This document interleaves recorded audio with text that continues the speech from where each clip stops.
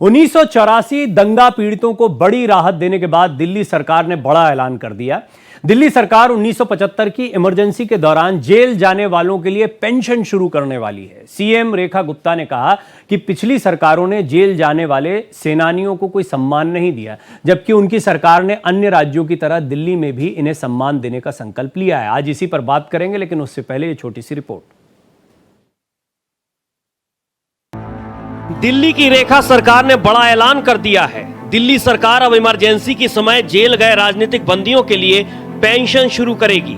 1984 सिख विरोधी दंगा पीड़ितों को नियुक्ति पत्र देते समय सीएम रेखा गुप्ता ने कहा कि इमरजेंसी के दौरान मीसा बंदियों के लिए पेंशन शुरू की जाएगी, साथ ही उन्हें सम्मानित भी किया जाएगा।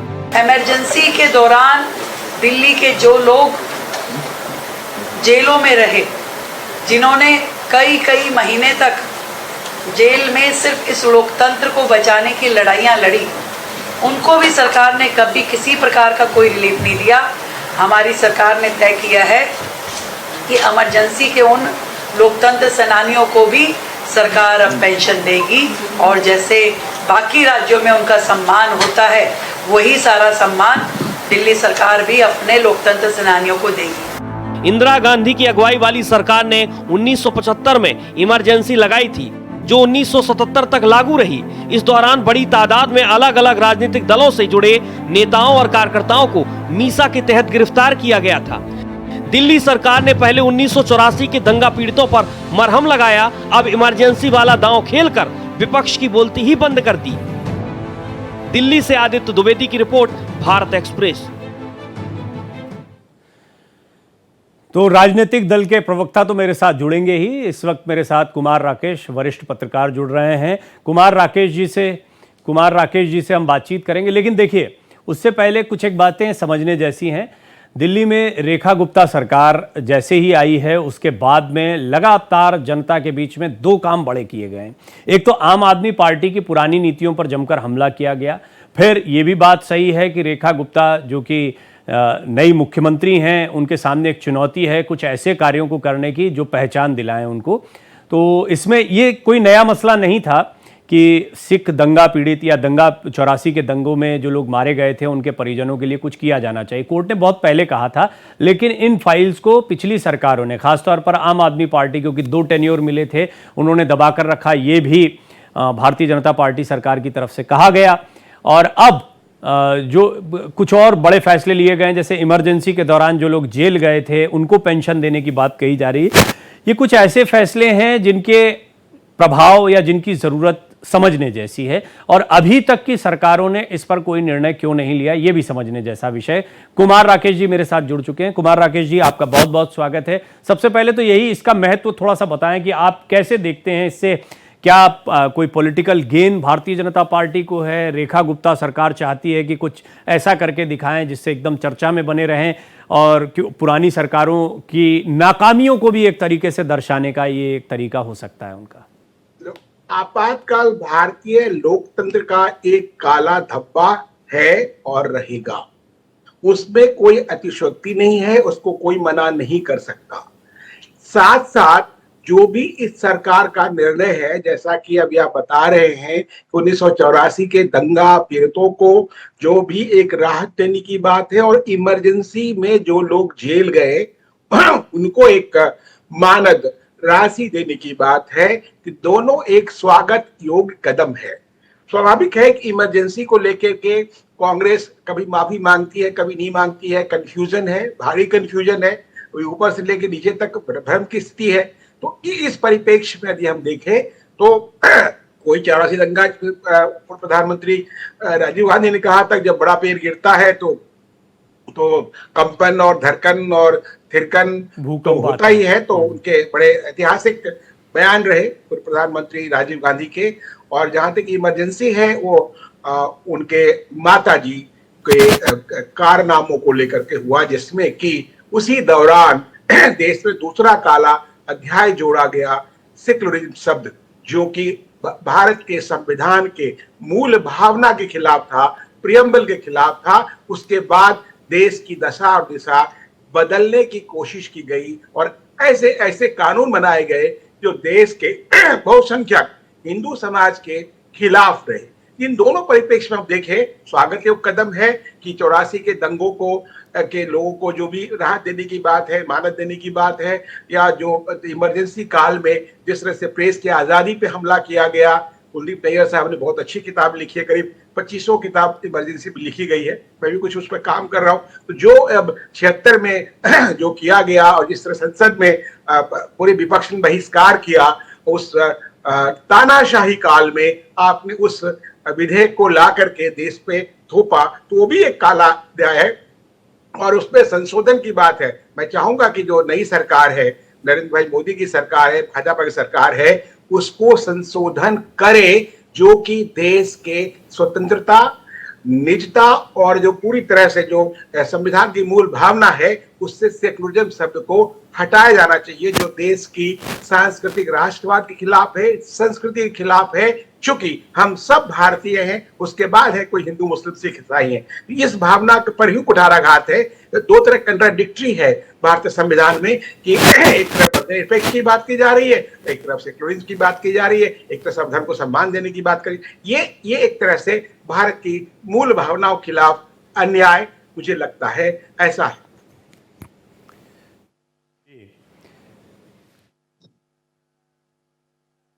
जी कुमार राकेश जी, एक और मैं चाहूंगा कि दर्शकों को आप थोड़ा सा इस बारे में भी जानकारी दें। आप, मैं जानता हूं कि आप इस पर पुस्तक पर भी कार्य कर रहे हैं, आप काफ़ी लिखते भी रहे हैं, उस दौर को भी देखा है कि एक तो इमरजेंसी और उसके बाद में सिखों के खिलाफ ये जो 84 का दंगा हुआ था, ये दोनों ही ऐसी चीज़ें हैं जो काले धब्बे की तरह हैं। आपको लगता है कि इसको एक बार फिर याद दिलाने का प्रयास है या इसको जिलाए रखने का प्रयास भारतीय जनता पार्टी की? बार बार बताते रहे देखो कांग्रेस ने किया था, भले ही कांग्रेस कितना भी बचना चाहे इससे। देखिए, कर्मा है ना प्रवीण जी, हमारे देश की मूल भावना में गीता और रामायण है। कर्मण्येवाधिकारस्तु मा फलेषु कदाचन, जो आप कर्म करेंगे आपको यही भोगना है, यही झेलना है।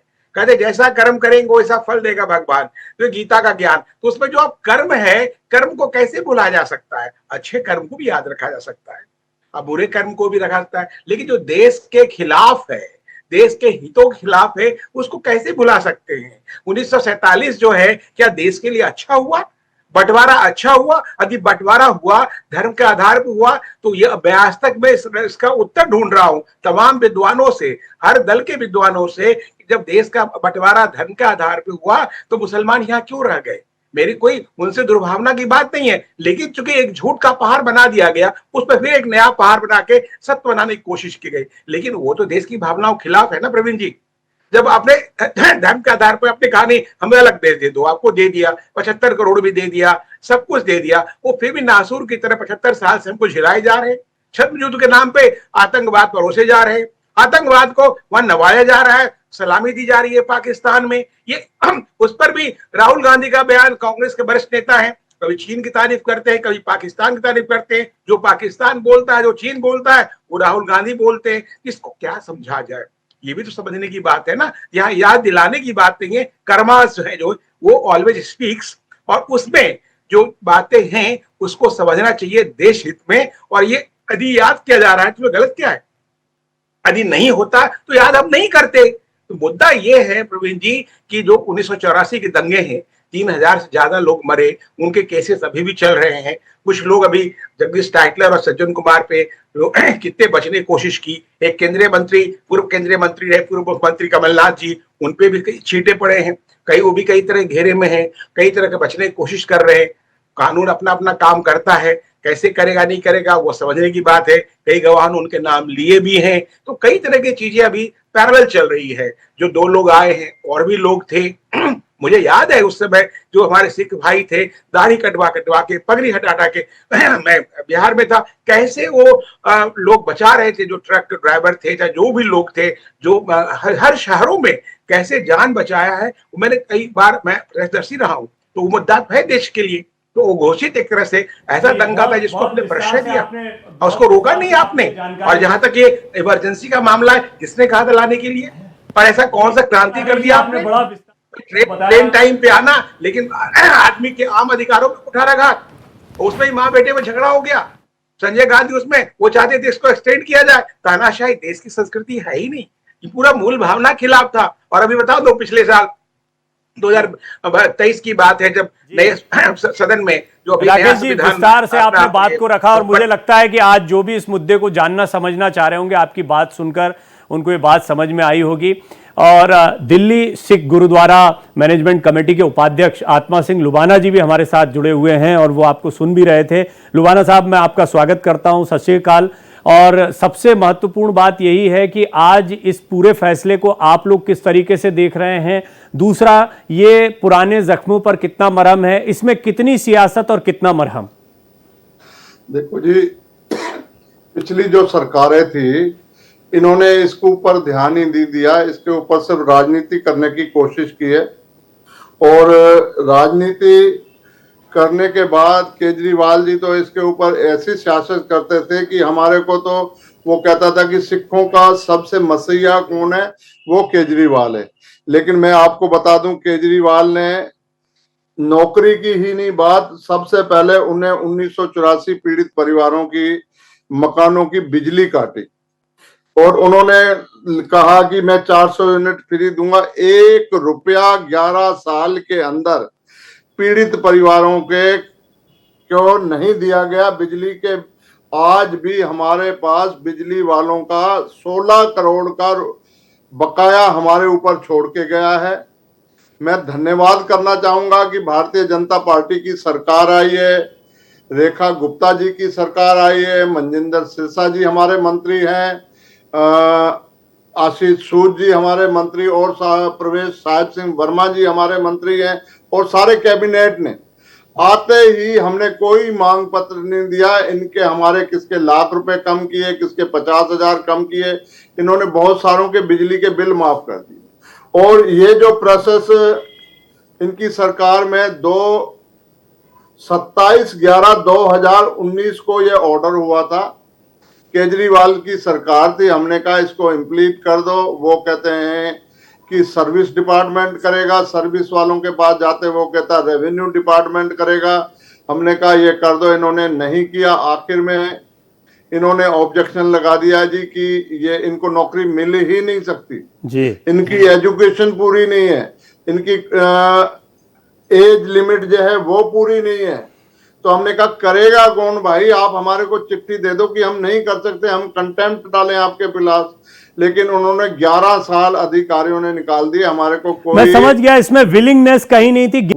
लेकिन राकेश जी, एक और बड़ी बात है कि क्या इसको सियासी चश्मे से नहीं देखा जाएगा? हालांकि सियासी पार्टियां सियासत करेंगी, लेकिन जैसे ही आए हैं तो दिल्ली में कुछ एक, आपको याद होगा जब भारतीय जनता पार्टी आई थी तो बहुत सारे उम्मीदें या बहुत सारे ऐसे आरोप थे, चाहे वो यमुना वाला हो, ट्रैफिक वाला हो, प्रदूषण वाला। निश्चित तौर पर इस पर काम हो रहा होगा, लेकिन ये जो चीज़ें होती हैं ये एकदम से अलग तस्वीर को रखती हैं। क्या आप इसको सियासी डिसीजन मानते हैं? प्रवीण जी, जमुना को लेकर के सरकार ने आने के कहिए कि शपथ लेने के पहले राज्यपाल ने घोषणा कर दी, सरकार ने घोषणा कर दी, एक रोड मैप कह दिया कि 2027 के दिसंबर तक जमुना साफ हो जाएगी। और लोगों ने वो मशीनें देखनी शुरू कर दी थी कि जमुना की सफाई शुरू हो गई है। जबकि उसको लेकर के जो पुराने मुख्यमंत्री थे, पूर्व मुख्यमंत्री केजरीवाल साहब ने स्टे ले लिया था क्रेडिट लेने के चक्कर में। उनके साथ संकट था कि क्रेडिट किसको लिया जाए बिना काम किए, लफ्फाजी से। तो उसको क्लियर किया था उपराज्यपाल ने कि मशीनें बहुत पहले खरीदी गई थी, वो ट्रिब्यूनल के जो है उन्होंने ये किया था और उन्होंने स्टे ले लिया था, इसलिए सफाई नहीं हुई। इसमें कोई राजनीति नहीं है। यदि विकास के काम हो या लोक उत्थान का काम हो या लोक कल्याण का काम हो, उसमें कोई भी सरकार करती, चाहे भाजपा सरकार कर रही है या कोई भी सरकार कर रही है, तो उसमें उसकी सराहना की जाना चाहिए, राजनीतिक चश्मे से नहीं देखा जाना चाहिए। क्योंकि दंगा पीड़ित लोगों को नौकरी देना और कभी जो पेंशन मीसा बंदियों को जो मीसा बनाया गया था, संजोग से लालू यादव की बेटी का नाम मीसा इसलिए रखा था, लेकिन वो अपने पद से भ्रष्ट हो गए हैं, वो मैं उसमें नहीं जा रहा। लेकिन जो 12 राज्यों में अभी पेंशन दिया जा रहा है, उड़ीसा को जोड़ा गया है, मध्य प्रदेश है, राजस्थान है, बिहार है, अभी लोगों को मिल रहा है। दिल्ली में नहीं मिल रहा था कि उन्होंने कहा चलो ठीक है दिल्ली में देते हैं। तो उसमें कोई इसमें स्वतंत्रता सेनानियों की तरह, वास्तव वो लोग फ्रीडम फाइटर्स थे। पूरा वो देश के स्वतंत्रता पे कुठाराघात था 1975 का जो इमरजेंसी था, और वो भी सिर्फ स्वार्थ के लिए। यदि उसके गहराई में जाएंगे, इंदिरा गांधी ने स्वयं को जेल से जाने से बचने के लिए जो जस्टिस साहब थे इलाहाबाद कोर्ट में, हाई कोर्ट में, उनको बाद में जो भी उनको प्रताड़ित किया, जो भी किया, अलग कहानी है कि मैं जेल ना जाऊं अपने भ्रष्ट कारनामों से। ये दिस इज कॉल इमरजेंसी। लोग उसको जो भी नाम दे, लेकिन देश हित नहीं था उसमें, पूर्णतः स्वहित था। यदि कांग्रेस को इस इतिहास में देखे, स्वहित आपको कब मिलेंगे, स्वहित ज्यादा मिलेंगे, सॉरी, देश हित कम मिलेंगे। तो ये जो सरकार कर रही है, जो किया है, ये स्वागत जोग तो है ही, साथ साथ ये लोकतंत्र का सम्मान है। जो भी लोकतंत्र में जो स्वतंत्रता के प्रहरी हैं, जो सजग प्रहरी हैं, लोक अधिकारों के प्रति सजग लोग हैं, उनके प्रति सम्मान है प्रवीण जी। इसमें मुझे नहीं लगता कोई सियासत है। और जो मान लिया केजरीवाल ने झूठ बोल करके जो भी 15 साल लोगों को झिलवाया, और जो भी लोगों ने झेला, उसमें भाजपा सरकार को जिम्मेदार मानता हूं कि भाई आपने सही ढंग से लड़ाइयां नहीं लड़ी, कि ऐसे व्यक्ति, जो ऐसे पापी और ऐसे भ्रष्ट व्यक्ति देश को, दिल्ली को झेलना पड़ा। जैसा आत्मा जी कहा कि कई बार बोला और उसने नहीं किया, दौड़ाता रहा, ऐसे कई केसेस है। वो ब्यूरोक्रेसी को बदनाम कर देते, कभी राज्यपाल को बदनाम करते, सारे पोल पट्टी खुल रही है, मोहल्ला क्लिनिक कहाँ है, ऐसे कई चीजें हैं। राकेश जी, मैं गिनी साहब को सुनना तो चाहता था। गिनी साहब हमारे साथ, मानता कोई इसमें सियासत की बात है, और इतिहास गवाह है, तथ्य है। जी, कुमार राकेश जी, एक मिनट, कहाँ सियासत। जी, हमारे साथ गिनी साहब हैं तो सही, आप लोगों को सुन भी पा रहे हैं, लेकिन तकनीकी समस्या से मैं उनको नहीं सुन पा रहा हूं। हमारी टीम देखिए प्रयास कर रही है कि उनको भी सुन पाए। लेकिन लुबाना सर, मुझे ये बताएं आप कि इससे क्या आपको लगता है कि अभी सिख जो है, सिखों को लेकर एक अलग सियासत रही, आम आदमी पार्टी की अपनी एक सियासत रही, अभी भारतीय जनता पार्टी किसी तरह से लुभाने का कार्य नहीं कर रही है, और सचमुच में सिखों के लिए आने वाले दिनों में भी आप कुछ और उम्मीदें रखते हैं? देखो, बिल्कुल हम रखते हैं जी। रेखा गुप्ता जी से और हमारे को नरेंद्र मोदी जी से बहुत उम्मीद है। जो हमारे दोषी थे, जैसे सज्जन कुमार और टाइटलर, सज्जन मोदी जी के आने के बाद सज्जन कुमार जेल में है, आज तक उसको जमानत नहीं मिली। फिर दूसरे केस में सज्जन कुमार को उम्र भर की सजा, जिंदगी भर की सजा हो चुकी है। तीसरे केस में सज्जन कुमार को सजा हो चुकी है। पहले क्यों नहीं होती थी? ये भी एक हमारा सवाल है कि पहले के राज्य में, कांग्रेस के राज्य में, सज्जन कुमार टाइटलर को कसूरवार क्यों नहीं ठहराया जाता था? अब ये आज एकदम से जो हो रहा है, क्यों हो रहा है? क्योंकि उन्होंने वो सारे सबूतों को सीबीआई और पुलिस नष्ट कर देती थी, कोर्ट में पेश ही नहीं करती थी। मोदी जी के आने के बाद मैं 23 नवंबर 2019 को मोदी जी से मिला था, और 17 दिसंबर 2023 को सज्जन कुमार को उम्र कैद की सजा हुई है। अभी दूसरे केस में 2024 में सज्जन कुमार को उम्र कैद की सजा हुई है, 2 केसों में। टाइटलर जो कहता था मेरे पास कोई केस नहीं है, टाइटलर के खिलाफ चार्जशीट होके टाइटलर के खिलाफ केस चल रहा है। और रही बात ये नौकरी देने की तो बहुत छोटी बात है। रेखा जी ने दिल खोल के हमारा समर्थन किया है, दिल खोल के उन्होंने सिखों की भावनाओं को समझा है, और उन्होंने हमारी भावनाओं को, मैं इनसे एक बात और चाहूंगा कि उस टाइम जितने भी हमारे हजारों गुरु ग्रंथ साहब जलाए गए थे, और हजारों गुरु ग्रंथ साहबों को नुकसान किया गया था, गुरुद्वारों को नुकसान किया था, उस टाइम की सरकार ने उसका 1 भी रुपया मुआवजा नहीं दिया। मैं रेखा गुप्ता जी से मांग करूंगा कि हमारे हजारों गुरु ग्रंथ साहब अगन भेंट किए गए, और सैकड़ों गुरुद्वारे दिल्ली के अंदर जलाए गए, ऐतिहासिक गुरुद्वारे जलाए गए, उनका जो है मुआवजा हमारे को मिलना चाहिए। और दिल्ली के अंदर अभी तक हमारे को किस्तों में मुआवजा दिया गया है। एक गांव है होन चिल्लड़, हरियाणा के अंदर, वहां पे हरियाणा सरकार ने कमेटी बनाई थी, और उस टाइम उन्होंने रिकमेंड किया कि इनको 20-20 लाख रुपए मुआवजा मिलना चाहिए पर डेथ का, और उन्होंने 20-20 लाख रुपए मुआवजा मिला। लेकिन हमारे को दिल्ली में क्या मिला? ठीक है, 5 लाख। ये आपने डिटेल में बताया। अब कांग्रेस प्रवक्ता, क्योंकि मेरे साथ लुबाना साहब जुड़ गए हैं, थोड़ा सा पक्ष कांग्रेस का जान लेते हैं। गिनी साहब, अगर मैं आपको सुन पाऊं तो मैं जानना चाहूंगा कांग्रेस का पक्ष क्या है, ये जो प्रयास रेखा गुप्ता सरकार की तरफ से किया गया है। सर देखिए, प्रयास तो सिखों को लेकर के लगातार आपको देखने पे आया कि जब इससे पहले सरकार थी वो भी प्रयास ही कर रही थी। सर प्रयास से काम नहीं चलता। अगर आज कोई त्रासदी हुई है, अगर कोई घटना हुई है, हम उस चीज को एक्सेप्ट करते हैं। राहुल जी ने भी उसको बहुत बार बोला ये गलती हुई है। पर आप इस चीज को समझिए कि सर आज सिखों के ऊपर सबसे बड़ी राजनीति होती है हमारे देश के अंदर, सिखों का भला नहीं होता। उस समय के दौर में क्या हुआ क्या नहीं हुआ, उस चीजों का प्रभाव आज भी सिखों के घरों में परिवारों में देखने को मिलता है। आज कागजों के अंदर तो कहा जाता है कि हम इनको नौकरियां भी देंगे, कागजों के अंदर कहा जाता है इन्हें पेंशन भी देंगे, वो सब कागजों में होता है। असलियत में किसी सिख परिवार को कुछ नहीं मिलता सिवाय 84 के दर्दों को कुरेद करके 84 के दर्दों को बार बार नहीं, अभी तो नियुक्ति दे दी गई ना, ताजा किया जाता है। अभी तो नियुक्तियां दे दी गई, अभी तो नियुक्ति दे दी गई ना, अभी तो सानी साहब नियुक्तियां दे दी गई हैं। सर देखिए आज आप कह रहे नियुक्तियां दे दी गई हैं, पहले भी कहा था 600 लोगों को अभी देनी कागजों में है, आज ज्वाइनिंग भी हुई है। आज जब लोग परिवारों में जाएंगे, सेवियां उठाएंगे, काम करेंगे, तब हम बात करेंगे कि क्या भला हुआ। आज लगा नियुक्तियां चलती हैं। मैं तो इसको एक अलग तरीके से, लुबाना साहब मैं तो एक और अलग तरीके से देखता हूं। सानी साहब ये प्रयास तक नहीं हुआ था, आप कह रहे ठीक है मिल जाएगा तब देखेंगे, अरे लेटर दे दिया, उनकी नियुक्तियां हो गई ऑफिशियली। खैर आप नहीं मानते, आप कहते हैं उनको आप ऑफिस में, पर ये प्रयास तक नहीं हुआ था। अरे अगर आप ये कह रहे हैं कि नियुक्तियां हो गई हैं, उन लोगों को ज्वाइनिंग लेटर मिल गया, वो कल नौकरी पे जाएंगे, अपना घर परिवार पे जाएंगे, अच्छी बात है, सरकार का फर्ज है। सिर्फ गलती मानता है।